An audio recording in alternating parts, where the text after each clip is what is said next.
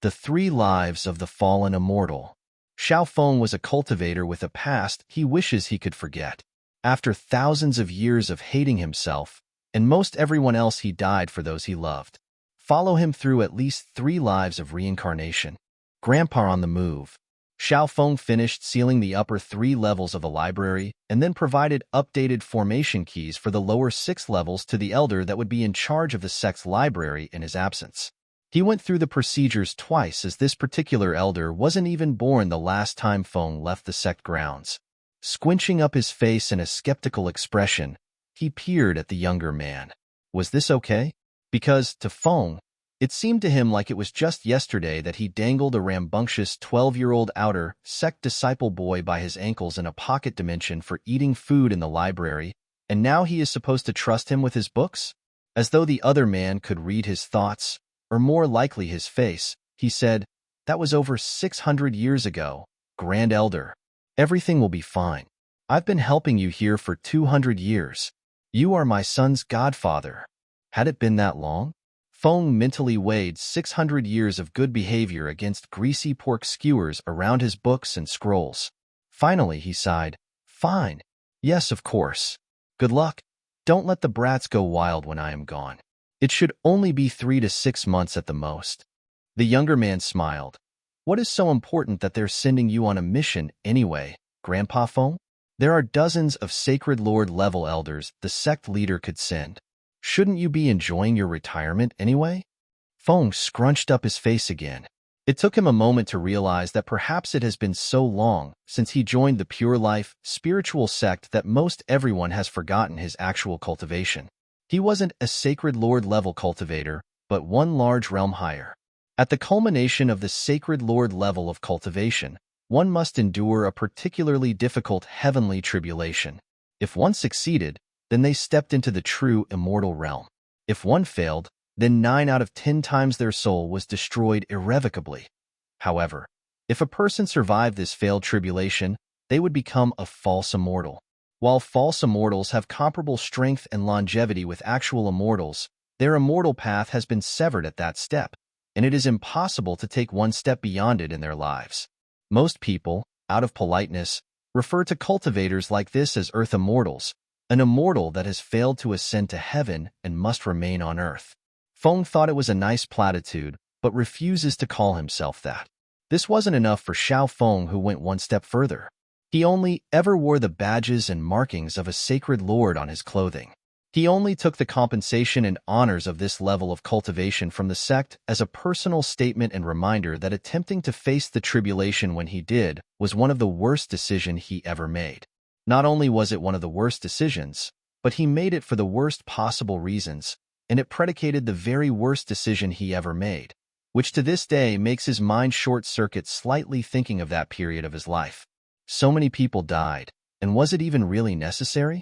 He hadn't even discussed this part of his life with his best friend Chen, the sect leader, 3 sect leaders ago, so he wasn't about to discuss it with a greasy-fingered brat. Feng barely trusted him with the sect's books, much less his personal reverse scales. He could practically smell the pork skewers on this boy. Still, but he needed to go. This was an emergency that required potentially the highest combat and formations power of the sect and total discretion.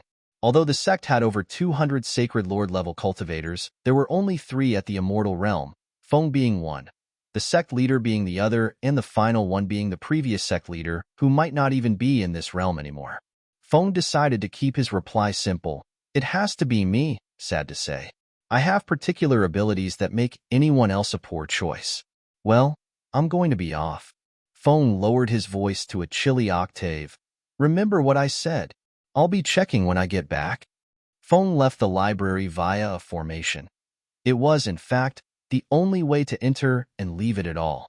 The library was a small world, or pocket dimension, that Feng personally designed over 1,000 years ago that was connected to the sect grounds. Feng was so connected to the formations that made up the artifact that housed the library that he could step in and out at will from anywhere in the sect, but everyone else could only enter and leave from one particular spot. Feng usually used this ability as a shortcut to walk around the sect, especially to get the first bites from the disciples who were walking down the path of being an immortal chef whenever they handed out their practice creations. This time he stepped out next to the sect leader's courtyard, sending a polite mental knock with his divine sense.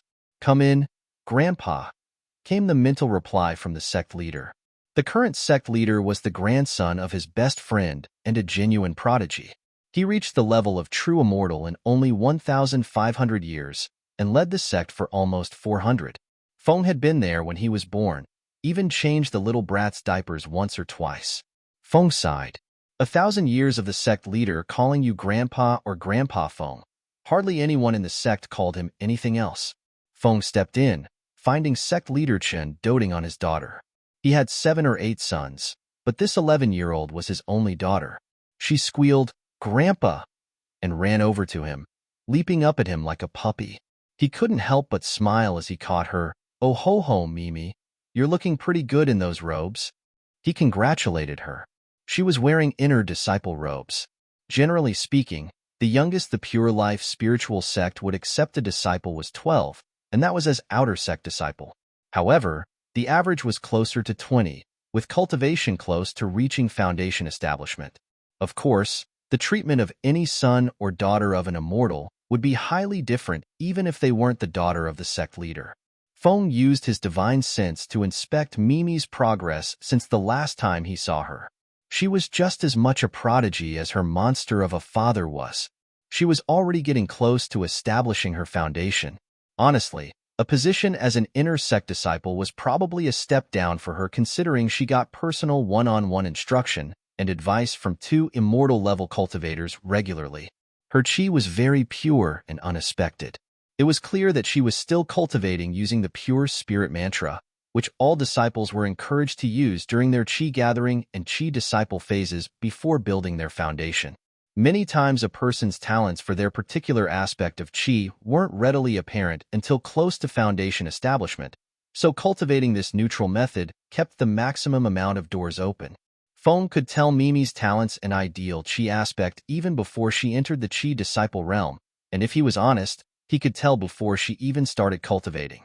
He had expected her father to impart a new cultivation method before now. If little Chen had, then he wouldn't be so conflicted. Feng had a perfect cultivation method for her, a complete one that she could take even past the true immortal realm, and it was a higher grade than any currently in library. It was likely the inheritance of some cultivator beyond this realm, although he did not know for certain. He hesitated so because he hated even thinking about it, much like any part of his life before roughly 2,000 years ago. But this, especially. The moment he acquired this cultivation method, while exploring a small world, was the moment his life went to shit. He still tried to fool himself into believing that acquiring this method started a causal chain of events that led to the death of his wife, his friend and most of her family, and ultimately the end of his path as a cultivator. Perhaps if they had never entered that small world, he might not have needed to take the actions he did to get stronger so quickly. A lot of people who died might not have. His failures as a cultivator were nothing compared to his failures as a human being. The funniest thing about it was the method was incredibly unsuited to him personally, but he couldn't put it off any longer.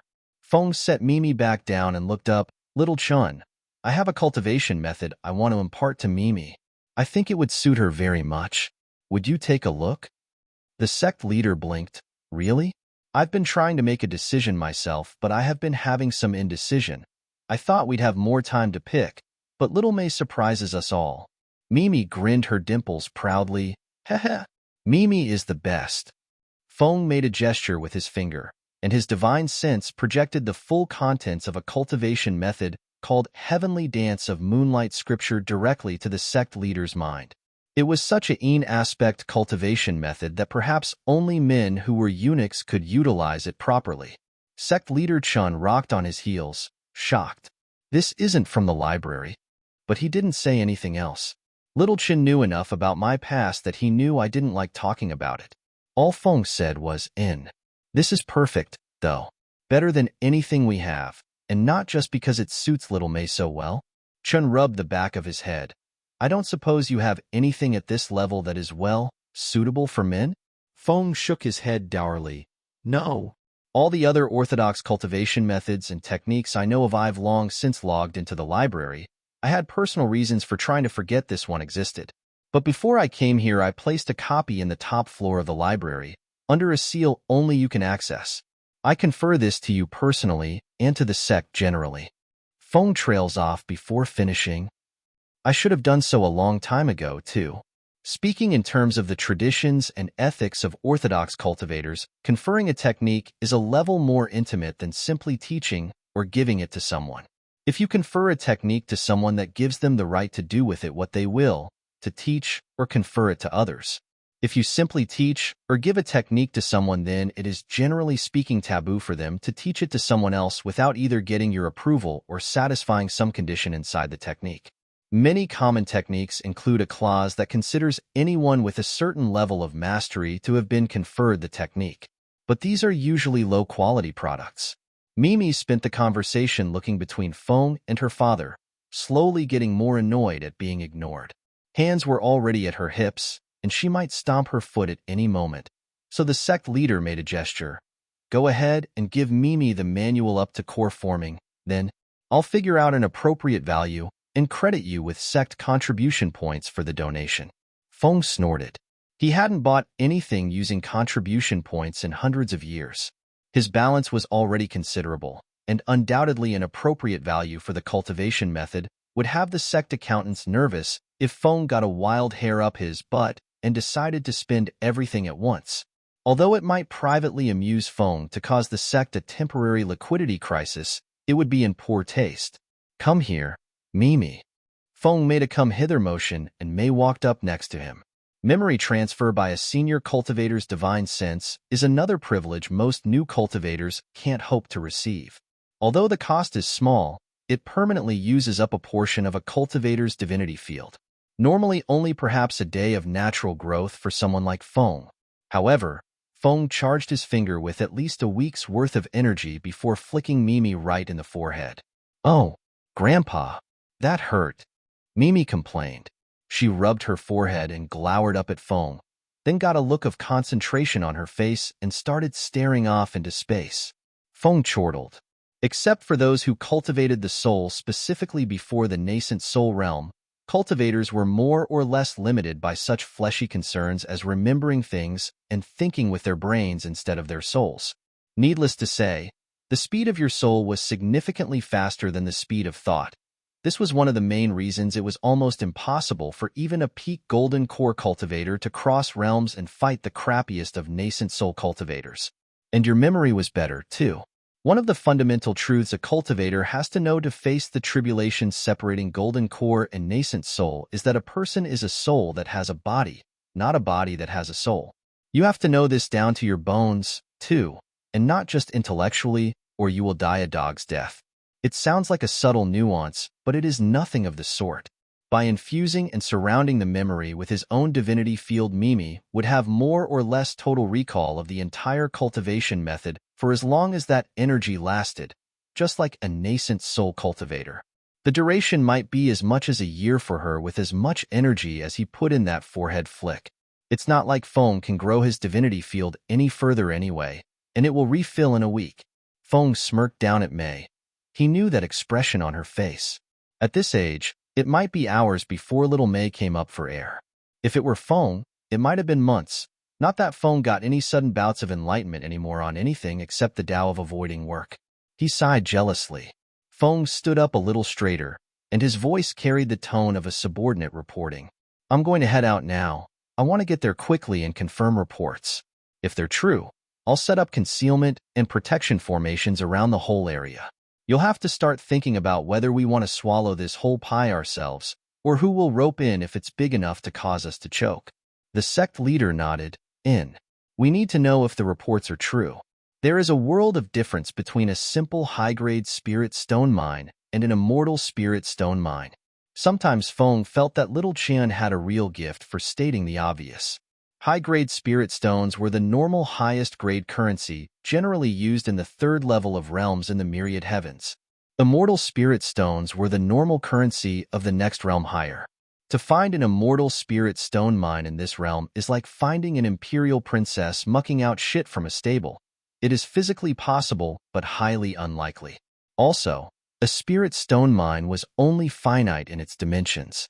It had a defined cubic in the earth, but the spirit stones removed from a spirit stone mine would regenerate over time, so even finding a regular spirit stone mine would provide income for generations to anyone who could hold it.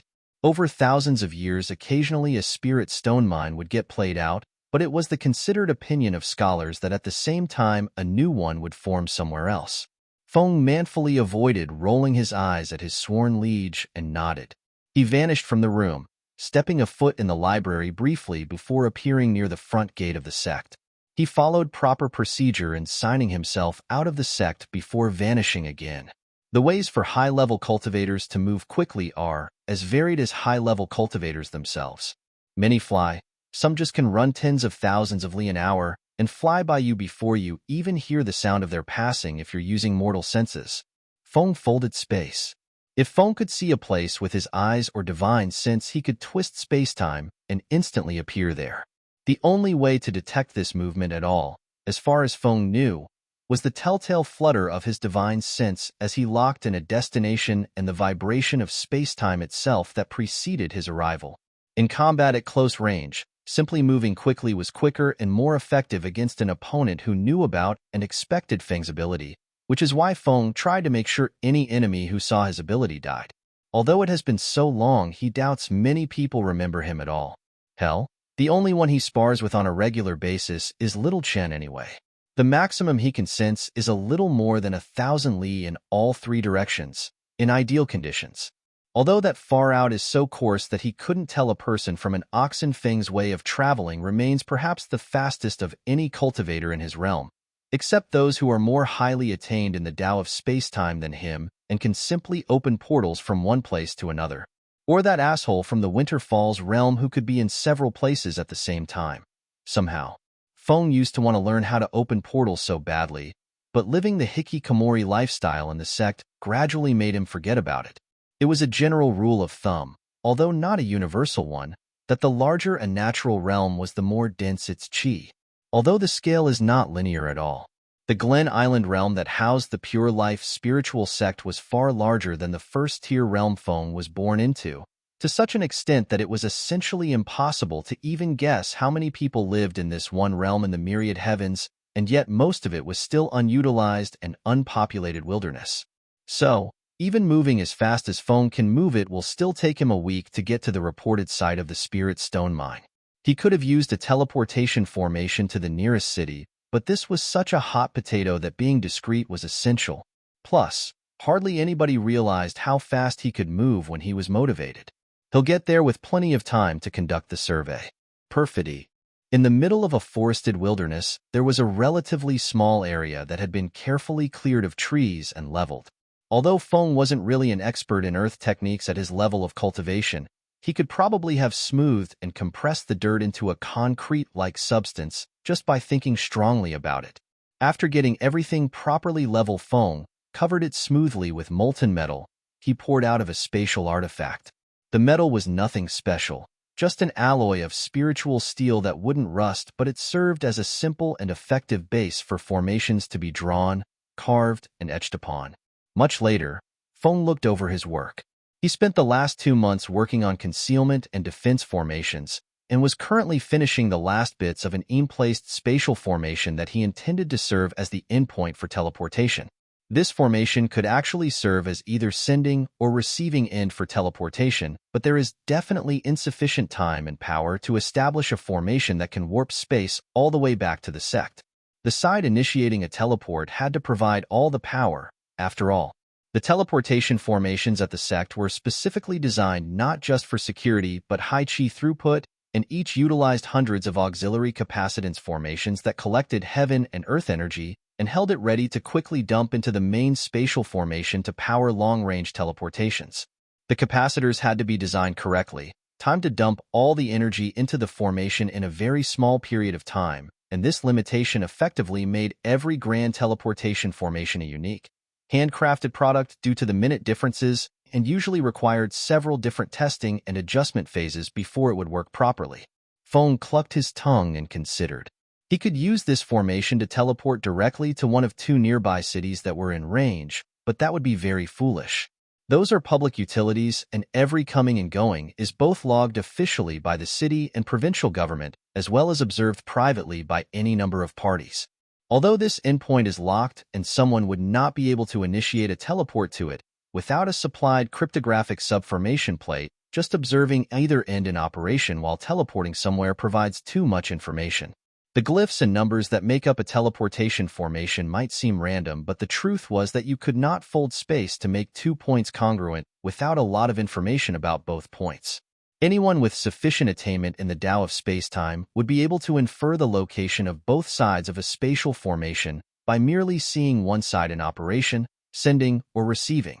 It was similar to how Feng could immediately tell the dimensions, special characteristics, and oftentimes the contents of anyone's spatial storage artifact just by seeing them take something out or put something in. And even without seeing the operation of a teleportation formation, if he looked at the public logs of teleportation gates, he could derive the general area of the unknown side using the known location of the public side and spherical trigonometry. That was something even smart mortals could do if they were scholars, and there were a lot of those around. Feng hoped he never met a man who attained immortality following the path of the Tao of mathematics. Such an entity would be terrifying. Would such a man even think like a man? Or would he be some sort of unfeeling min-maximizer, like an out-of-control artificial spirit? If you set him to the task of increasing cabbage yields, perhaps he'd decide killing everyone in a country was the ideal solution, as people took up a lot of land that could be utilized for agriculture with living and other pursuits. Every so often an artificial spirit, a cultivator created for the purposes of things like administering inheritance sites, libraries, and the like went crazy if left unattended too long, but nobody really considered that a problem as such entities were limited in scope and capabilities. But if that same mentality appeared in a cultivator who had unlimited future potential, dangerous. Feng's mind often wandered to outlandish ideas while working on monotonous projects, or also when he was avoiding work and just staring off into space, if he was being honest. But thankfully he could think about multiple things at once, so his current workmanship wasn't compromised. A mental alert brought him out of his reverie. One of the contingency formations had activated and was working on a solution. This was a surveillance-type formation that fed its output into a centralized array of computational and monitoring formations. It was possible to perform mathematical operations using formations. Beginning books and treatises on formations were full of these types of artifice. Actually, a formation that was supposed to perform an arbitrary multiplication operation took virtually zero chi to make or operate and gave a definitive answer as to whether or not they were constructed properly, as there is, generally, only one correct answer in mathematics.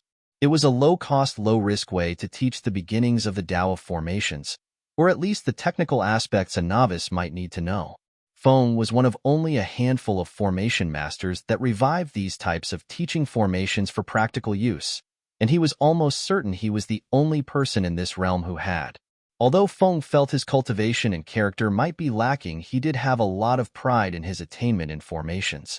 People who did not know any better, which is to say essentially everyone, called this type of formation a pseudo-spirit because it seemed possible to create a formation that responded differently based on any number of factors, as if it was making decisions on its own. It was considered one of the heights of the Tao of formation, but it was all just arithmetic. Through the process of miniaturization and compression, it was possible to create tens of thousands of interconnected arithmetic formations that took certain inputs from auxiliary formations, usually always either sensing or timekeeping formations, and create different effects based on a set of decision trees only the maker of the formation really understood. It could get so complicated with a virtually unlimited combination of circumstances, triggering many different pre-calculated decisions, that it might appear to be a spirit, Feng supposed. The only person who had understood Feng when he talked about this subject was a mortal scholar who visited the sect several hundred years ago. That reminded Feng that he kept meaning to kidnap several scholars and asked them to teach the outer sect brats algebra, but this branch of mathematics was seen as an esoteric branch of study even for the rich navel-gazing scholars. Or maybe it would be easier to take over a school that taught the scholars in the first place and forced them all to cultivate when they were still young. Who cares if they didn't have a talent for cultivation? Feng was rich and could utilize treasures and cultivation resources that would turn even a completely untalented person into at least an average cultivator.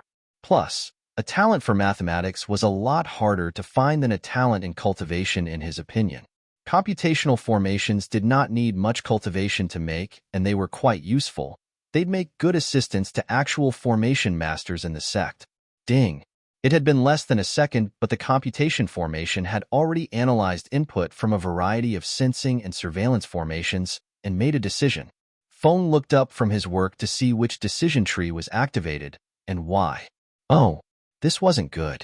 For distinguished-looking cultivators were speeding through the wilderness. Although they were wearing high-quality robes, if all of different designs, they had the faces of determined rough men ready to commit violence. One of them growled, "Stop! I sensed the edge of a formation array ahead. Little Chu, I thought you said the old geezer couldn't have been here for very long?" The one called Chu frowned. He shouldn't have been. He left the sect 9 weeks ago and traveled overland. We know he didn't teleport to any nearby city, like we did. It should have taken him close to 7 to 8 weeks traveling as fast as a peak Sacred Lord level cultivator can move to get here. Brother Chong, can you take a look at this formation? The man named Chong had a slightly bookish look to him, which might seem a bit incongruent to his overall rough character. He was their group's expert on formations. He had a rural accent which also was quite incongruent with the scholarly clothes he was wearing. It looks like a combination concealment and misdirect in formation. Pretty good quality, but with this kind you need a few other types of befuddlement formations working together which ain't here. Maybe he working on those right now? Chu nodded. Yeah, that sounds about right. This old-timer may be approaching the end of his lifespan, but he's still a renowned formations master. We should bypass this formation as quickly as possible and interrupt him before he manages to finish some killing formation. The 4 men glanced at each other and nodded. Chong took the lead in disrupting the formation. Had he got the other parts of this working, it would have taken much longer, assuming we noticed the formation at all. It took them working together several hours to crack the formation from the outside. As soon as they did, they sped off together through the forest. Arriving quickly at an area of the forest where there was a smooth area of polished granite between the trees, with an old man working in the center painting and carving runes on the smooth stone. He looked sort of surprised when the 4 men appeared, but got into a defensive position quickly. The man named Chu was wearing similar robes to the older man and tried to put him at ease. Grand Elder, the sect leader sent me, along with our new allies, to reinforce and help you here. The old man named Feng narrowed his eyes, sighed and shook his head. Yeah, I doubt that. For one, you're a nobody. If you've said 2 words to the sect leader, I'd eat my hat. Secondly, even if the sect leader decided to rope some other sects in, it wouldn't have been any of these 3 who have been giving us hungry eyes for the past 1,000 years. Feng trailed off and dusted his robes off before declaring decisively, "It's treason, then." Chu stopped walking towards Feng. The fake smile on his face froze before turning into a grim expression. The other 3 joined him, each wearing the robes of sects that has historically been competitors of the Pure Life spiritual sect. The Pure Life spiritual sect was the main hegemon of this realm, but it is rare that those directly underneath an undisputed hegemon would feel content about it. The truth was that these 3 sects had been plotting to take down their common competitor for a while, and this new immortal spirit stone mine was just the straw that broke the camel's back. If they let the Pure Life spiritual sect swallow this pie, then how would they ever, even together, face them in the future? The expression on the man named Chu's face was more akin to gleeful hatred now. I'm going to have to ask you to surrender to us, old man. There is no reason to lose your life here.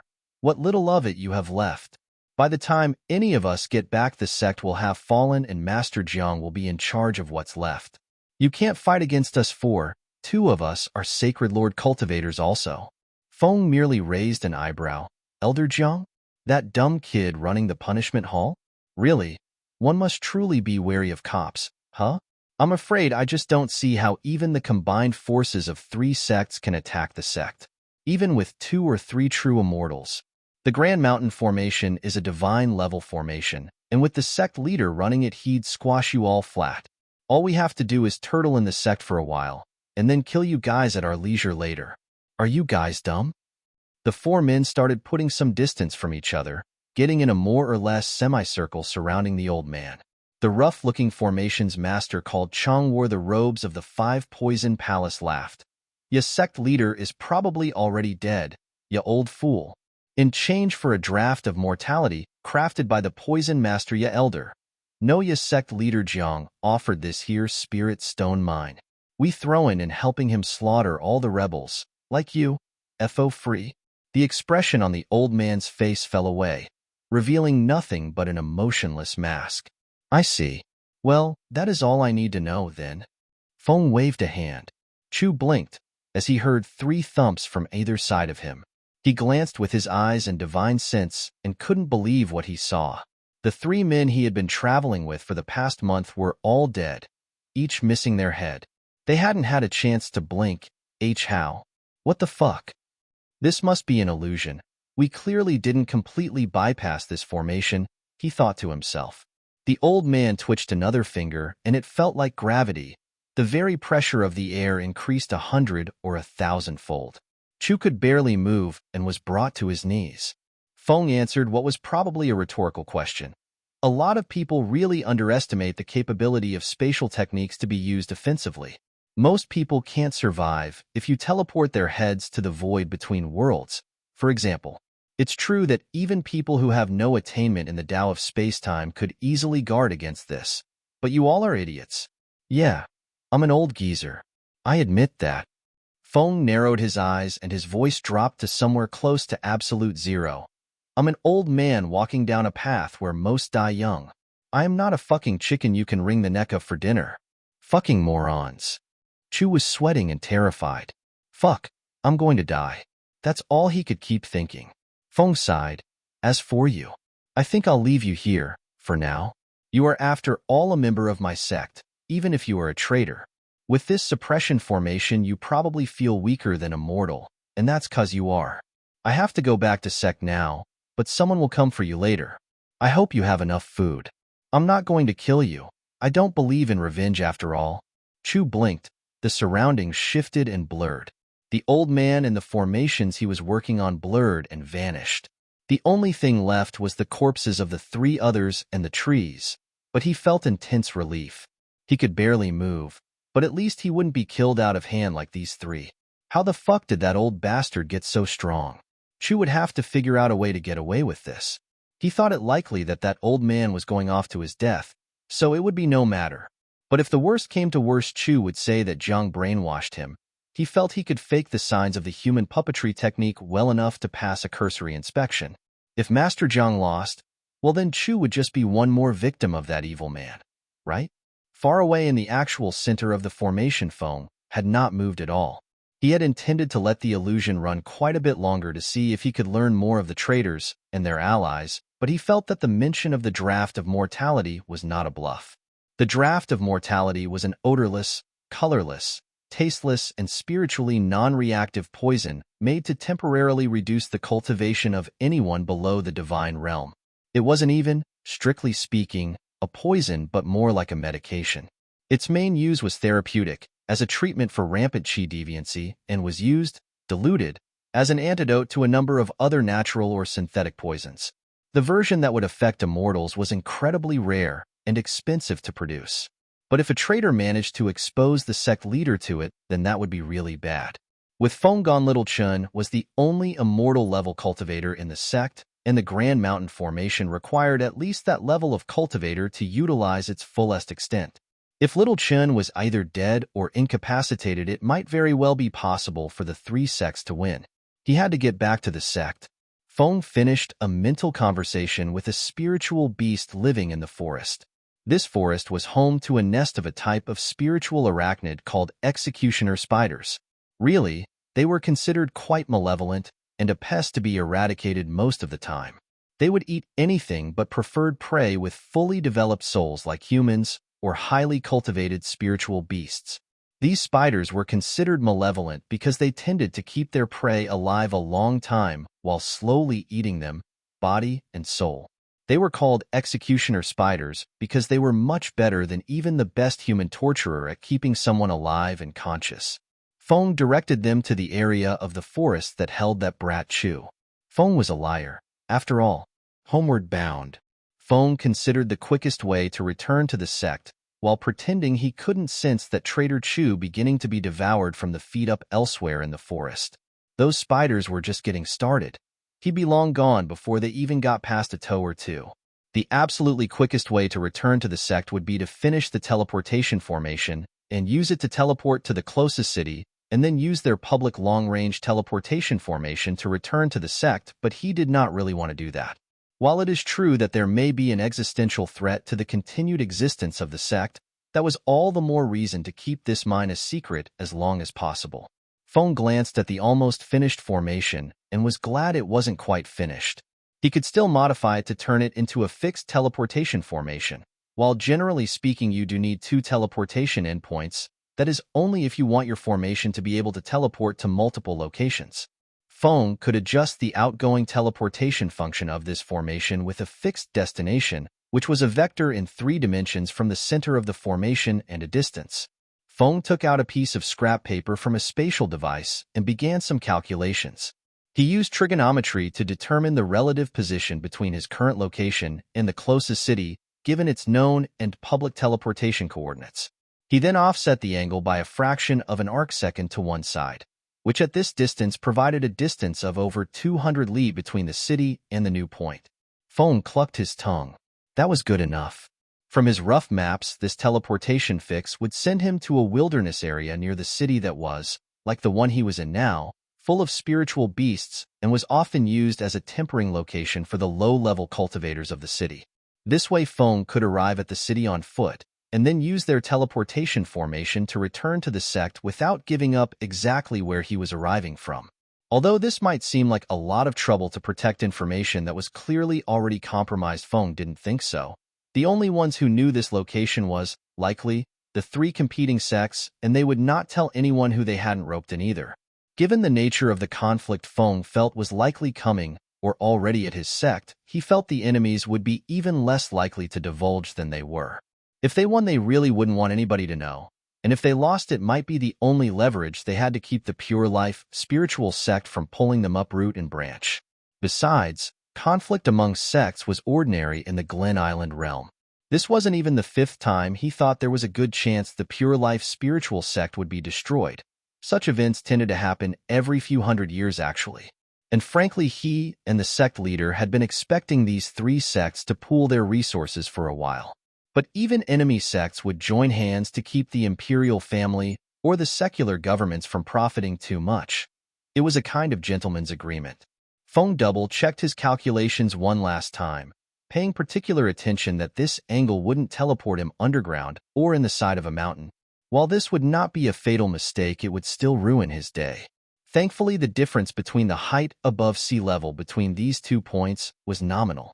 Feng went back to the spatial formation and continued carving runes, now moving with a purpose. It did not take him long to finish. Although he was in a hurry, he did not hurry to get inside the teleportation formation.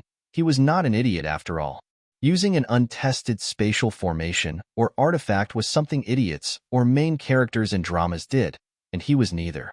Feng first tested the ancillary formations. He let Qi fill the edges of the spatial formation and watched the timing formation rotate with regular clicking noises. This part ensured an even level of Qi was provided to the more delicate parts of the formation, even if a lot was dumped in the formation at a very short period of time. It worked kind of like a dam, which allowed a set amount of water from the reservoir through to the river beyond. If this didn't work, the formation would have exploded if he attempted to use it. Feng next checked the internal spatial dimensions. This defined the area that would be teleported. Most formation masters used half-sphere shapes with teleportation formations as the mathematics was easier, but Feng tended to use a cylinder shape because he thought it was more elegant, and you did not have to caution tall people to be wary of standing too close to the edge of the formation. However, regardless of what shape you used, it was a good idea to test it and make sure the dimensions were correct. It would be very ironic if he accidentally decapitated himself with a teleportation formation after he intentionally decapitated those 3 earlier with a spatial technique. There were a few other tests Feng would run if he wasn't in a hurry, but he decided to finish it up with a test run of the entire formation. He powered it up completely, and there was a soft pop as air from around the formation rushed in to fill the void after the successful operation. He had just teleported the air that was in the teleportation formation. This was good, because if the endpoint happened to be, say, in the middle of a tree or two, this test run will demolish those trees very thoroughly. When you folded space to make 2 points congruent, the ending was never that great for matter on the arriving side. If it intersected as the first step of teleporting was the expansion of a point outwards, forcefully pushing everything away. In effect, every teleportation created a temporary vacuum before the teleportation could take effect. This was a basic safety feature, as it was discovered that anything biological would suddenly die if their heart and organs were combined with the air around the destination. Before this discovery, it was thought that only extremely strong cultivators could survive teleportation, and as such it wasn't as common as it was today. Now, even rich non-cultivators could make use of teleportation as a public utility in most third-tier realms. Feng replaced the spirit stones that powered the formation and stepped inside. Triggering the formation to activate with his divinity field, he found himself instantly in a new place. He fell a foot or so to the ground, which upset himself a little bit intellectually that his calculations were slightly off. Feng used a quick earth technique to cause the ground to rise up slightly, so that there would be no fall when people teleported next time. Wait, would there ever be a next time someone used that formation? Not if Feng had anything to say about it. He would rebuild it at his earliest opportunity. But, just in case he died, he would make sure the next person didn't trip if they used his product. He has a pride in everything he produced. It turns out the destination did have trees in it, if the destruction and splinters everywhere was any clue. Feng didn't even bother clearing the area anymore, though. He glanced up and used his spatial techniques to teleport himself by line of sight 30 or 40 li straight in the air. While free-falling, he glanced around and identified the city. It was large for a city out in the middle of the boonies, he supposed. Feng performed a couple more blinks in the direction of the city before he was close enough that he could glide through the air and land right before the closest entrance to the walled city.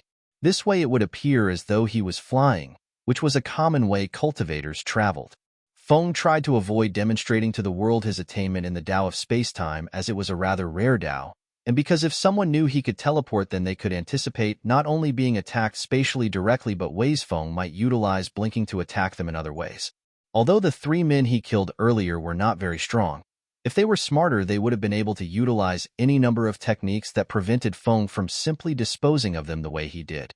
Spatial techniques aren't actually that offensively useful unless a person is underestimated, and Feng liked being underestimated.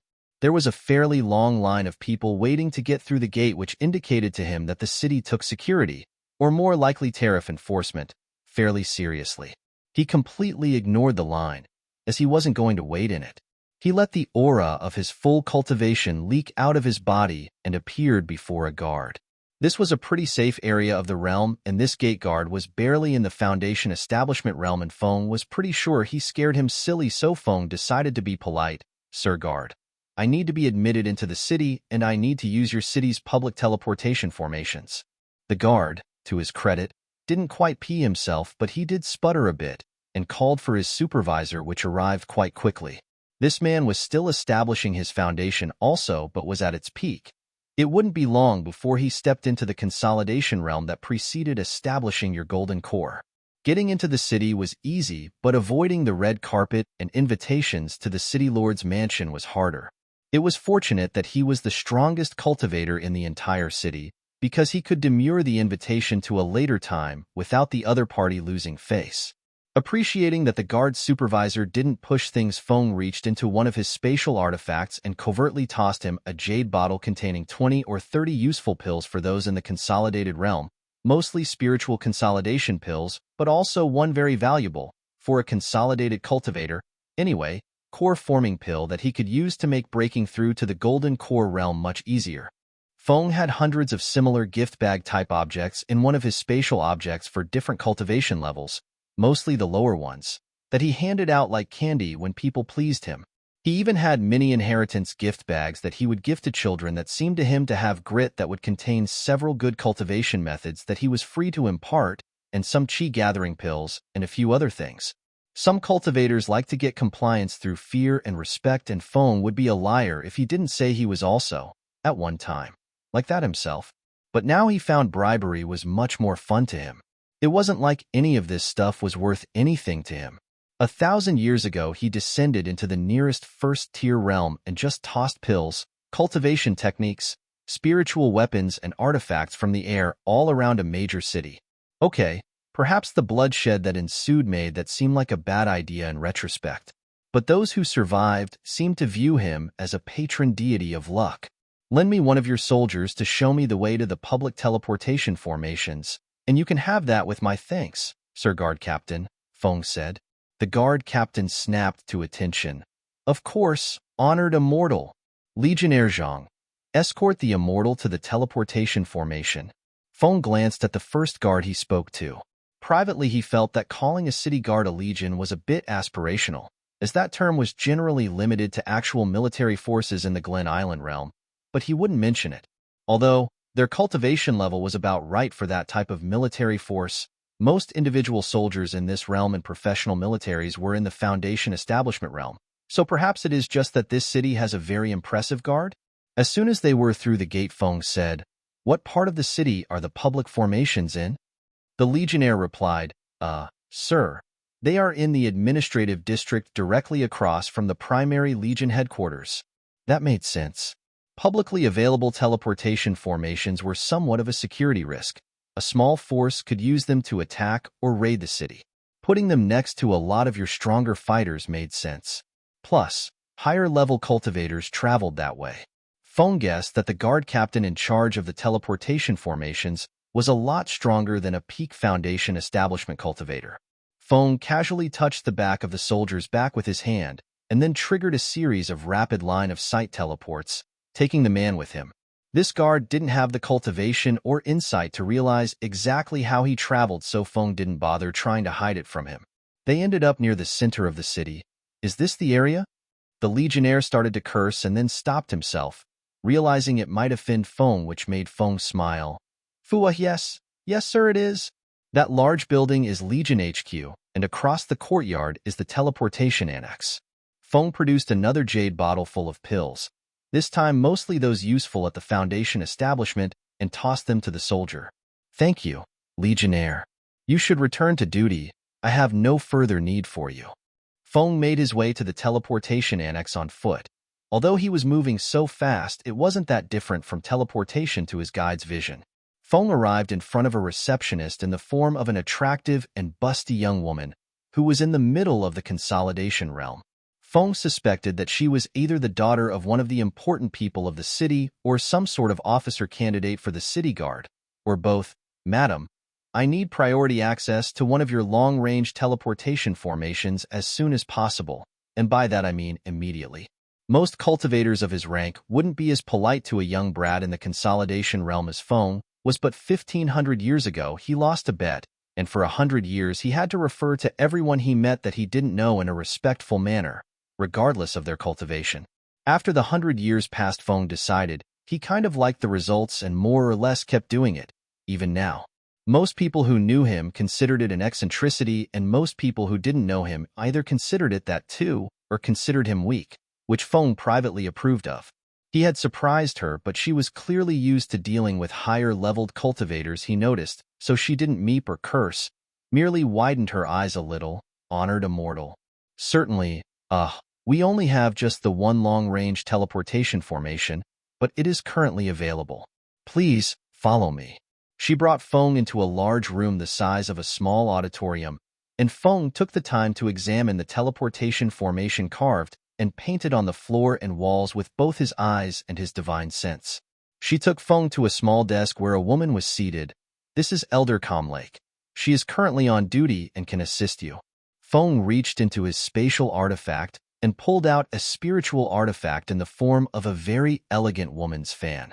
He had noticed that the receptionist girl had a strong in-aspect chi. It was almost ghostly or ethereal. The fan was a nascent soul-level artifact that strongly increased a cultivator's strength with illusion and spiritual arts. This artifact was 2 whole realms above where this girl was and was a bit much as a tip, but Feng had been carrying it for 2,000 years and the thing almost jumped out of his pocket, figuratively, when he saw her. It must be fate that the thing suited her so much. Here, I have been carrying this a long time, and it seems like it wants to belong to you. The expression on her face was really funny to Feng.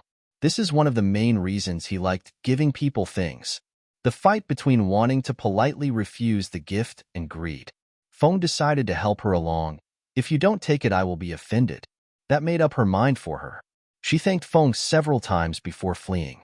Feng was still a man, so he watched her go appreciatively. If she was earnest and treated that fan more than just a thing, there was a good chance she would gain the trust of the artifact spirit, and if she did that, the spirit would impart a very valuable soul cultivation method to her. When Feng acquired the object, he threatened the spirit, and it gave up the cultivation method to him, but sadly, like all soul cultivation methods, Feng failed spectacularly trying to use it. Feng had absolutely zero talent in the soul Dao. Actually, he probably had negative talent. Anything beyond transferring memory or knowledge with his divinity field, and it was just impossible. Soul cultivation techniques change the shape, density, and size of one's divinity field, which was the aura that surrounded a person's soul. Feng's divinity field was just a marshmallow around his soul. It was actually really embarrassing. Feng shook his head and glanced at this woman with the Dao named Calm Lake. She was a scholarly-looking woman at the beginning of the nascent soul realm. So far at the beginning, Feng started with, "Congratulations on your breakthrough, Taoist Calm Lake." The woman smiled genuinely. "Thank you, honored Immortal of the Pure Life Spiritual Sect. Are you returning home?" Feng nodded. "Yes, please." Feng placed on the desk about 5 times as many spirit stones as it would take to power this teleportation formation all the way back to the sect, as well as a bottle of spirit calming pills designed to stabilize a cultivator who had recently broke through to the nascent soul realm. "You can keep the remainder as my thanks to you, Taoist Calm Lake." That was a lot of money, so the lady looked quite appreciative. She beckoned me onto the formation and began entering in the coordinates for one of the sect's public teleportation endpoints. Feng casually made sure she entered the correct data with his divine sense. She began to power up the formation, but nothing happened. She blinked. Honored Immortal. We were not able to establish connection." Feng knew that. He followed the entire process of the teleportation formation. The coordinates were correct, and it started to fold space, but it stopped when it could not establish a connection and handshake with the destination. That wasn't good. It wasn't a good sign at all. Feng waved his hand and cast a privacy technique to prevent eavesdropping on this room. "Taoist Calm Lake, I'm not sure of a polite way to ask this, but I would like to bribe you to keep silent about whatever happened and is happening here today." The woman seemed a little offended. "Honored Immortal, we have the utmost discretion about all of our customers' business." Feng smiled. "I'm sure your organization does, as much as it is possible anyway. That's whom I'm bribing you to keep quiet from, though. I do not want you to tell anyone, including your employer, that there are problems with my sect's formations. At least not for 2 weeks. Calm Lake looked conflicted. 2 weeks is the same as forever, because the consequences would be the same if I falsified the daily log. And I just got this job. It is not easy for an aspiring formation mistress to thrive when she is a loose cultivator and has no sect backing her up. Not just anyone will trust you to work with amazing formations like this every day." Feng grinned. "Oh, you're interested in formations, huh? I happen to achieve my current realm of cultivation primarily following the path of formations. I tell you plainly that this formation you call amazing is borderline trash. There are so many errors in the capacitance ring that the efficiency is barely 20%. You know what that means? Most of the energy used in this formation is completely wasted. The spatial ring is barely functional, too." Feng fished around in his spatial artifact again and pulled out a small jade token in the form of a pendant. He used his divinity field to impress a fair bit of knowledge into it and tossed it to the woman. "On that jade is everything I know about creating spatial formations. If you master the knowledge, you could make a better formation than this even at your current low cultivation. So, deal?" While everything Feng said was true, the truth is that this formation was only trash relative to him and large sects. It was above average for municipal formations. In any case, Taoist Calm Lake nodded fiercely. "Yes, as far as I am concerned, you were never here." Feng smirked. You don't need to go that far. Just note that the first teleportation succeeded and I returned to the pure life spiritual sect. Now, queue up another teleportation to this private address. I will add the cryptographic plate when you give the word. He returned to the center of the formation where on the floor there was an indentation where one could place a cryptographic formation plate. This lets you teleport to private addresses without compromising the encryption key, since the formation plate would also teleport with you. He continued, also, that jade pendant is the key to one of many inheritance sites I tend to scatter around the realms when I am bored. This one pertains to my attainment in the Tao of space-time, which is the primary path I travel. If you go near the imperial capital, the pendant will wake up and lead you there. But if you don't master the knowledge of spatial formations first, you'll probably either not be able to get in or die. The woman looked at the pendant like it was her newborn baby. It wasn't every day that a cultivator of any rank got the key to an inheritance site of an immortal realm cultivator. Feng wasn't sure she was completely compatible with the Tao of space-time, but any mistress of formations could fake it well enough to get in the site. Feng had zero talent in the cultivation of the soul, but could still make a formation that cast powerful illusions over one's soul, if he followed directions anyway. He couldn't make novel formations of that type, unless they were very similar to existing ones, though. That was the main reason any time he utilized illusion formations, he used them as individual subformations which were activated by his main formation. Even if she didn't have fate with the Tao of space-time, it wasn't like that was all he left in such sites. General cultivation methods, general techniques, formation knowledge, and treasures. Feng hoped she didn't accidentally kill herself trying to get in. Taoist Calm Lake entered in a new set of coordinates. This one was a private teleportation formation he set up without telling anyone inside the sect.